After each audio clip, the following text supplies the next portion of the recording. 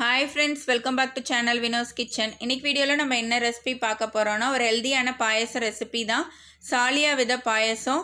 இந்த சாலியா விதையில நிறைய அயர்ன் இருக்கு, ஃபைபர் இருக்கு. நம்ம அடிக்கடி இதை சாப்பிட்டுட்டு வரும்போது ஹீமோகுளோபின் லெவலும் நல்லா இன்க்ரீஸ் ஆகும். வெயிட் லாஸுக்கு ரொம்பவே ஹெல்ப்ஃபுல்லாக இருக்கும் இந்த சாலியா விதை. முக்கியமாக லேடிஸ்க்கு ரொம்பவே நல்லது. பிசிஓடி ப்ராப்ளம் இருந்துச்சுன்னா கூட இது அடிக்கடி சாப்பிட்டுட்டு வரும்போது சரியாயிடும். வாங்க இந்த சாலியா விதை பாயசம் எப்படி பண்ணுறதுன்னு பார்க்கலாம். வீடியோக்குள்ளே போகலாம். அதுக்கு முன்னாடி சேனலை சப்ஸ்கிரைப் பண்ணாதவங்க ப்ளீஸ் சப்ஸ்கிரைப் பண்ணிக்கோங்க. பக்கத்தில் இருக்க பெல் ஐக்கானையும் மறக்காமல் ப்ரெஸ் பண்ணிக்கோங்க. இந்த சாலியா விதை எல்லா சூப்பர் மார்க்கெட்லேயுமே கிடைக்கும். அப்படி இல்லைன்னா நீங்கள் ஆன்லைனில் கூட ஆர்டர் பண்ணி வாங்கிக்கலாம். நான் அமேசானில் தான் 100 கிராம் ஆர்டர் பண்ணி வாங்கினேன். இதோட ரேட் 50 ருபீஸு. 2 டீஸ்பூன் அளவு இப்போ நான் எடுத்திருக்கேன். இதோட தண்ணி சேர்த்து ஊற வச்சிடலாம். கண்டிப்பாக ஒரு 2 மணி நேரம் ஊற வச்சு தான் நம்ம எடுத்துக்கணும். அப்படி இல்லைன்னா நீங்கள் நைட்டே ஊற வச்சுட்டு காலையில் கூட நீங்கள் யூஸ் பண்ணிக்கலாம். இப்போ நான் தண்ணி சேர்த்து ஒரு 2 மணி நேரம் ஊற வச்சிடுறேன். இந்த பாயசத்துக்கு தாமரை விதை, பாதாம், முந்திரி, தேங்காய் இதெல்லாம் வறுத்து அரைச்சிக்க போகிறோம்.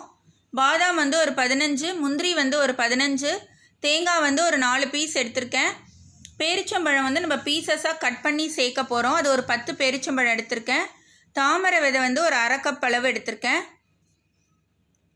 நம்ம இதெல்லாத்தையும் வறுத்து அரைச்சிக்கலாம். ஃபஸ்ட்டு தாமரை விதையை 1 நிமிஷம் வறுத்துக்கலாம். இந்த தாமரை விதையுமே ரொம்பவே ஹெல்தி, உடம்புக்கு வெயிட் லாஸ்க்கு ரொம்ப ஹெல்ப்ஃபுல்லாக இருக்கும். இதில் கிரேவி பண்ணி சாப்பிடலாம், லட்டு செஞ்சு சாப்பிடலாம், பாயசமாகவும் வச்சு சாப்பிடலாம்.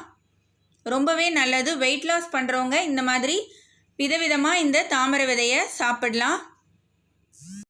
ஒரு நிமிஷம் நல்லா வறுத்தாச்சு. இப்போ இதோட தேங்காய், பாதாம், முந்திரி எல்லாத்தையும் சேர்த்து 1 நிமிஷம் வறுத்துக்கலாம். ஃப்ளேம் மீடியமாக வச்சுக்கோங்க, கைவிடாமல் நல்லா வறுத்துக்கோங்க. அப்போ தான் கலர் சேஞ்ச் ஆகாமல் இருக்கும். எல்லாத்தையும் சேர்த்து 1 நிமிஷம் வறுத்தாச்சு. இப்போ இதை ஆற வச்சிடலாம். இப்போது பாயசத்துக்கு பால் காய்ச்சி எடுத்துக்கலாம். நான் 1/2 லிட்டர் அளவு பால் சேர்த்துருக்கேன். அதோட அரை கப் அளவு தண்ணியும் சேர்த்துருக்கேன். இந்த பால் நல்லா காஞ்சி கொதிச்சு வரட்டும். 2 மணி நேரம் முன்னாடி நம்ம ஊற வச்சுருந்தோம் இல்லையா, சாலியா விதை நல்லா ஊறிடுச்சு பாருங்கள். ஜெல்லு மாதிரி ஆயிருக்கு. நம்ம சப்ஜா சீட்ஸ்லாம் ஊற வச்சோன்னா எப்படி இருக்குமோ அதே மாதிரி தாங்க இருக்கும்.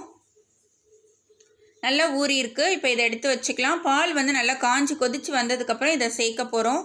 பேரிச்சம்பழம் அதையும் நான் கட் பண்ணி எடுத்துருக்கேன். பீசஸாக இந்த மாதிரி கட் பண்ணி எடுத்துக்கோங்க. பாதாம், முந்திரி, தேங்காய், தாமரை விதை இது எல்லாத்தையும் வறுத்து ஆற வச்சுருந்தோம். அதையும் இந்த மாதிரி அரைச்சி எடுத்துக்கோங்க. பால் நல்லா காஞ்சி கொதிச்சு வந்துச்சு. இப்போ மீடியமாக ஃப்ளேமை வச்சுட்டு நல்லா மிக்ஸ் பண்ணி விட்டுக்கோங்க. இதோட கொஞ்சமாக குங்குமப்பூ சேர்த்துக்கோங்க. குங்குமப்பூ சேர்த்து நல்லா மிக்ஸ் பண்ணி விட்டுக்கோங்க. ஒரு 5 நிமிஷம் மீடியம் ஃப்ளேமில் வச்சு நல்லா கொதிக்க விடுங்க. இந்த குங்குமப்பூ சேர்க்கறதுனால நல்ல ஒரு வாசனையாக இருக்கும் பால். அதே சமயத்தில் நல்ல ஒரு கலரும் கொடுக்கும். பாருங்கள், பால் நல்லா கொதிச்சு வருது. 5 நிமிஷம் நல்லா கொதிச்சிருச்சு. இப்போ இதோட நம்ம ஊற வச்சிருக்கிற சாலியா விதையை சேர்த்துடலாம். வெயிட் லாஸ் பண்ணணும்னு நினைக்கிறவங்க நைட்டே ஊற வச்சுட்டு காலையில் எழுந்து சூடான பாலில் இதை கலந்து சாப்பிடலாம். வாரத்தில் 2 நாள் 3 நாள் நீங்கள் எடுத்துக்கலாம். இப்போ அரைச்சி வச்சுருக்கிற பவுட்ரையும் இதோட சேர்த்துக்கலாம். நான் மொத்தமாக தான் சேர்க்குறேன். நீங்கள் உங்கள் விருப்பத்துக்கு தகுந்த மாதிரி இந்த பவுட்ரு கம்மியாகவும் சேர்த்துக்கலாம். இதோட பீசஸாக கட் பண்ணி வச்சுருக்கிற பேரிச்சம்பழத்தையும் சேர்த்துக்கலாம். எல்லாத்தையும் சேர்த்து நல்லா மிக்ஸ் பண்ணி விட்டுட்டு ஃப்ளேமை மீடியமாக வச்சு ஒரு 10லேருந்து 15 நிமிஷம் நல்லா கொதிக்க விடுங்க. நம்ம ஸ்வீட்டுக்காக வெல்லமோ சர்க்கரையோ எதுவுமே ஆட் பண்ணலை. இந்த பேரிச்சம்பழம் மட்டும்தான். அதுவே போதுமான அளவு. ரொம்பவே இந்த பாயசம் நல்லா ஹெல்த்தியாகவும் டேஸ்டியாகவும் இருக்கும். பாருங்கள், 10 நிமிஷம் நல்லா கொதிச்சிருச்சு. நம்ம சேர்த்த அந்த பேரிச்சம்பழம் எல்லாமே நல்லா சாஃப்டாக ஆயிடுச்சு. ரொம்பவே ஹெல்த்தியான சாலியா விதை பாயசம் ரெடி ஆயிடுச்சு. இதோட 1/4 டீஸ்பூன் அளவு ஏலக்காய் தூளும் சேர்த்து மிக்ஸ் பண்ணி விட்டுக்கோங்க. இதை வாரத்தில் ஒரு முறை நீங்கள் செஞ்சு சாப்பிடலாம். எல்லாருமே வெயிட் லாஸ் பண்ணணும்னு நினைக்கிறவங்க நான் சொன்ன மாதிரி வாரத்தில் 2 டைம் 3 டைம் நீங்கள் பாலில் ஊற வச்சுட்டு பாலில் கலந்து மிக்ஸ் பண்ணி சாப்பிடலாம்.